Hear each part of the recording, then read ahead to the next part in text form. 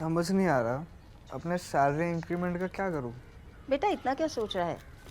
अपने mutual funds के SIP का टॉपअप करा ले। This is the right time. क्या? समझ में नहीं आया। बेटा इतना क्या सोच रहा है? अपने म्यूचुअल फंड्स का एसआईपी टॉपअप करा ले। This is the right time. अब समझा।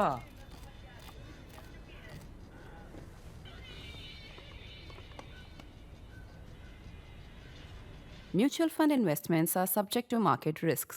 Read all scheme related documents carefully. Kavitha resigned from the BRS Wednesday, a day after her father and party president K. Chandrasekhar Rao suspended her for anti-party activities. In a parting shot, she doubled down on her attack on her cousins and party colleagues, Harish Rao and Santosh Joginapalli. She accused them, among other things, of bringing the corruption taint to KCR through irregularities in the Kaleshwaram lift irrigation project. On the face of it, it looked like a family feud in which a sister was raged against her cousins who were close to the father. The father must let her go to enforce discipline in the party now that she has put the party leadership in the dock over corruption allegations. The sister did not blame her father or brother KTR Ramarao. KCR and KTR have been silent all through, right since the beginning of the controversy over the leaked letter bomb in May, in which she had criticized her father for being soft on the BJP. They made no attempt to speak to her and pacify her after she went public, hinting at a conspiracy against her by those surrounding her father. As she told this reporter last month, she was looking to tie a rakhi on her brother's wrist. On that day, however, KTR went out of town. There are many unanswered questions in this entire Kavita episode. Why would KCR not talk it out with his daughter if she had issues with her cousins and saw a conspiracy against her? It was her mother who had carried that letter from her to her father. Who leaked it? Why would KTR break communication with his little sister? Harish Rao has been a strong contender for KCR's political legacy. It was all the more reason for KTR to support his sister when she was training her guns at Harish Rao. Curiously, last May, Harish declared that he would welcome KTR's elevation to the party chief's post, virtually forfeiting his claim for the legacy. What brought all these brothers together? Was Kavita launching a succession war? When KCR had asked her to contest the 2014 Lok Sabha election, he had made it clear to her that KTR would be his political heir. She was okay with that. Did something change suddenly? There are no clear answers to these questions yet. Out of the BRS, Kavita is facing an uncertain political future. A look at the history of feuds in the first families of political parties shows that odds are stacked against her. Few have survived to thrive in politics after taking on the family patriarch. One can counter it with the example of the Samajwadi Party's Akhilesh Yadav, who had rebelled against his father, late Mulayam Singh Yadav, to wrest control of the party. Mulayam had stood with his brother, Shivpal Yadav, in his fight against the nephew. What was curious about this case was the fact that Mulayam had virtually given his son a walkover in the fight for the SP symbol in the Election Commission. The father did not submit any affidavit to the Election Commission to substantiate his claim of support in the SP Legislative Party or the organization. The SP founder could not have an MP, MLA or party office bearer to support his claim for the party symbol. That was incredible. That lent credence to the speculation in political circles that the wily politician had found a way to end all future challenges to his son's leadership from any other family members, including Shivpal Yadav. After all, Mulayam was the one who had made Akhilesh the chief minister in 2012, virtually anointing him as his successor. This will, however, always remain in the realm of speculation, as Mulayam Singh is not there to corroborate or deny it. One can also cite the example of Ajit Pawar, who had wrested the original NCP from Sharad Pawar.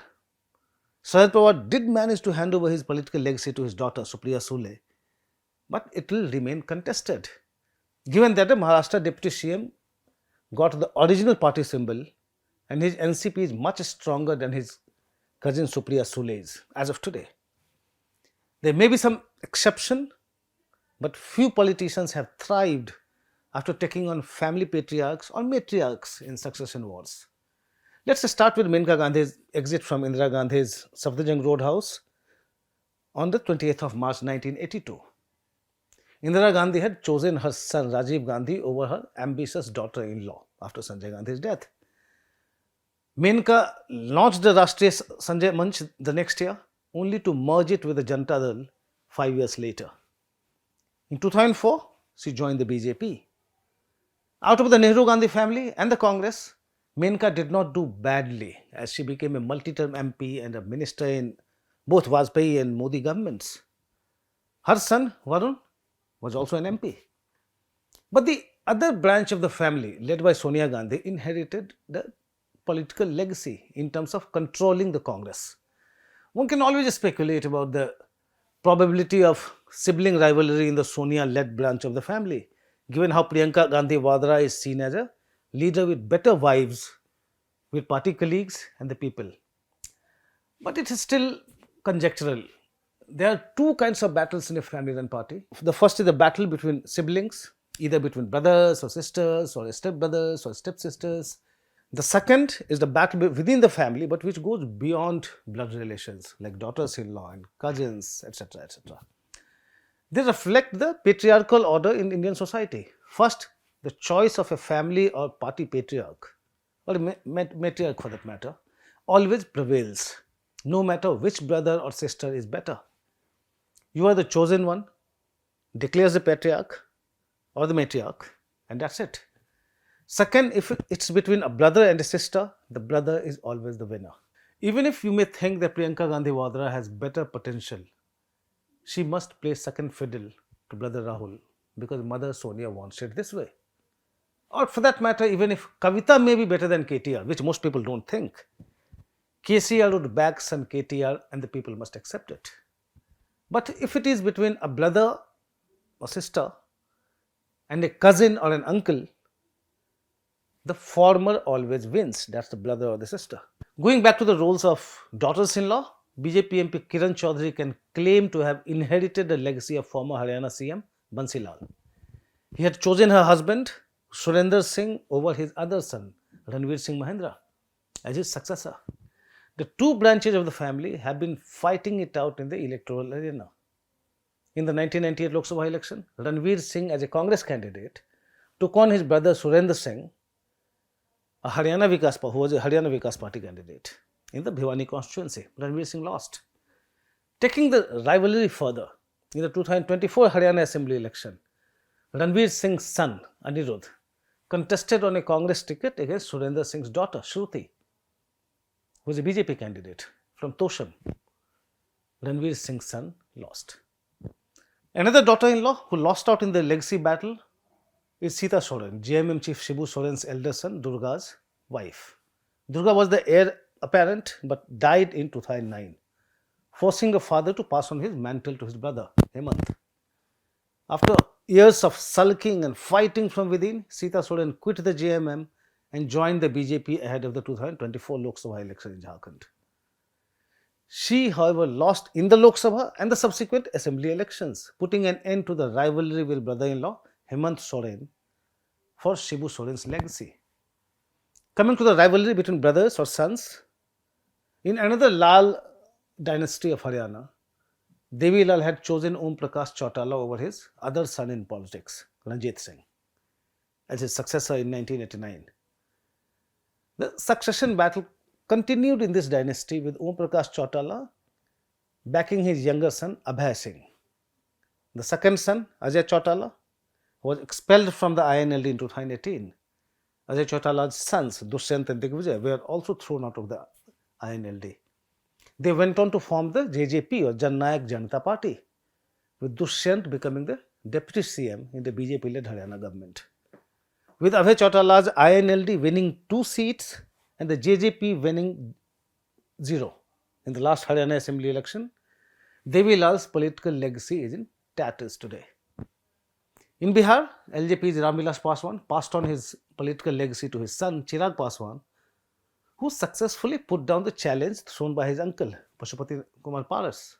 Staying in Bihar, in the RJD, Lalu had the preferred Tejaswi over his brother Tej Pratap. Expelled from the party in May, Tej Pratap is now seeking to bring together a few minor parties and contest the coming election in what looks like a desperate bid to remain relevant. In many other political dynasties, the family patriarch ensured that his chosen successor did not have any issues later in life. And I am not bringing Mulayam Singh Yadav in this context. DMK chief Karunanidhi chose MK Stalin over MK Alagadi. JDS Supremo HD Devegowda preferred HD Kumaraswamy over his brother HD Revanna. And the Shiv Sena's Bal Thackeray chose son Uddhav Thackeray over nephew Raj Thackeray. In cases where the successor was not formally or ostensibly appointed by the family patriarch, the succession battle has been messy. Take the case of Union Minister Anupriya Patel, who came into her own as a leader after her father and Apna Dal founder Sonilal Patel's death in a road accident. Her family has been split since then, with her mother Krishna and sister Pallavi parting ways and floating Apna Dal Kamerawadi. Coming back to K. Kavitha's case, it looks more like a replay of what happened in former Andhra Pradesh Chief Minister Y.S. Rajsekhar Reddy's family after his death in a helicopter crash in 2009. He had virtually declared his son Jagan Mohan his successor by sending him to the Lok Sabha. His daughter Shamila seemed to be ready to play second fiddle as she rallied behind her elder brother when he was sent to jail. Once he became the chief minister, she felt neglected. She ultimately left her brother's party, the YSRCP, and his family. She is now the Andhra Pradesh Congress chief. These instances of family feuds in dynastic parties are not very encouraging for K. Kavitha. She has not said a word against her brother or father and has rather chosen to emphasize that they should be wary of the conspirators who wanted to split their family and take over the BRS. It would, however, be ingenuous to think that her cousins forced her exit from the BRS while her father, the BRS chief, and brother, who is the party's working president, looked on helplessly. History has many lessons for her.